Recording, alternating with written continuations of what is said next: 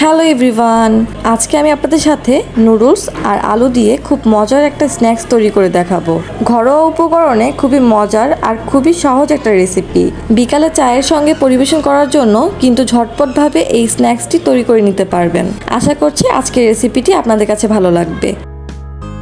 প্রথমে একটা মিক্সিং বলে আমি 3টা আলু সিদ্ধ করে নিয়েছি।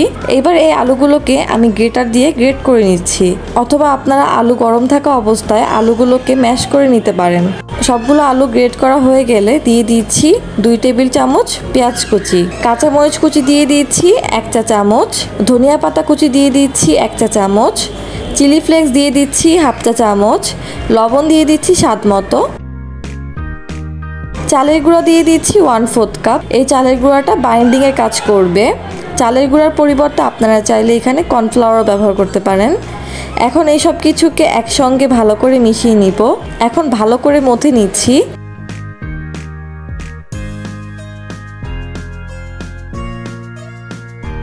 এবার কিছুটা ডো হাতে নিয়ে আমি ফিঙ্গার শেপ করে দিচ্ছি।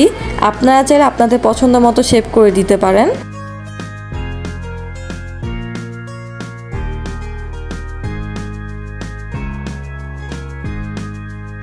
সবগুলো পটেটো ফিঙ্গার তৈরি হয়ে গেলে এগুলোকে একটা সাইডে সরিয়ে রাখবো।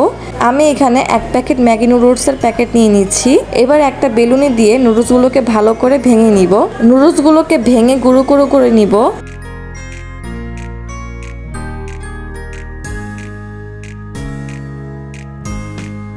এখন নুডলসে থাকা মশলাটাকে আমি ঢেলে নিচ্ছি একটা বাটিতে। এরপর নিয়ে নিচ্ছি 1/2 কাপ ময়দা। এরপর 1/2 কাপ পানি দিয়ে একটা ঘন ব্যাটার তৈরি করে নিব। পানিটা অল্প অল্প করে মেশালে এই ব্যাটারের ঘনত্বটা বোঝা যাবে।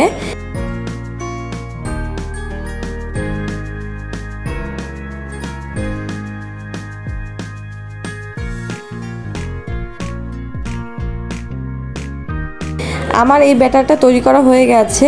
এবার আমি একটা পটেটো ফিঙ্গার এটার মধ্যে দিয়ে দিচ্ছি।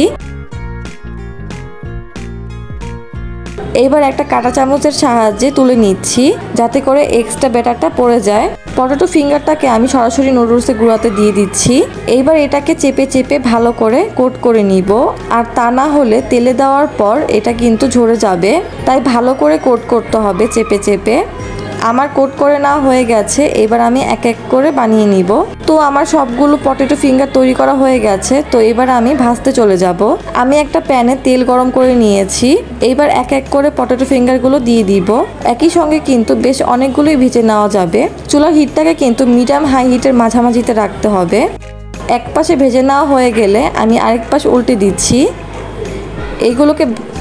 এইগুলোকে ভাজতে বেশি সময় লাগবে না, 5 থেকে 6 মিনিট লাগতে পারে। স্ন্যাক্সগুলো ভাজা হয়ে গেছে, খুব সুন্দর গোল্ডেন ব্রাউন কালার চলে আসছে। এবার আমি তেল থেকে তুলে নিব। দেখেই তো নিলেন কতটা কম সময়ের মধ্যে তৈরি হয়ে গেল এই পটেটো ফিঙ্গার। ওপরে ক্রিস্পি হওয়ার কারণে বিকালে চায়ের সঙ্গে কিন্তু এটা দারুণ লাগবে। এটা যেমন দেখতেও সুন্দর, এটা খেতেও কিন্তু অনেক মজার। আপনারা কিন্তু বাসায় অবশ্যই ট্রাই করবেন, আর ট্রাই করে কিন্তু আমাকে কমেন্ট বক্সে জানাবেন। আশা করছি আজকের রেসিপিটি আপনাদের কাছে ভালো লাগবে। যদি ভালো লেগে থাকে তাহলে প্লিজ আমার চ্যানেলটি সাবস্ক্রাইব করে দিবেন। আর যারা আগে থেকে সাবস্ক্রাইব করে রেখেছেন তাদেরকে অসংখ্য ধন্যবাদ। আজকের মতো বিদায় নিচ্ছি, সবাই ভালো থাকবেন।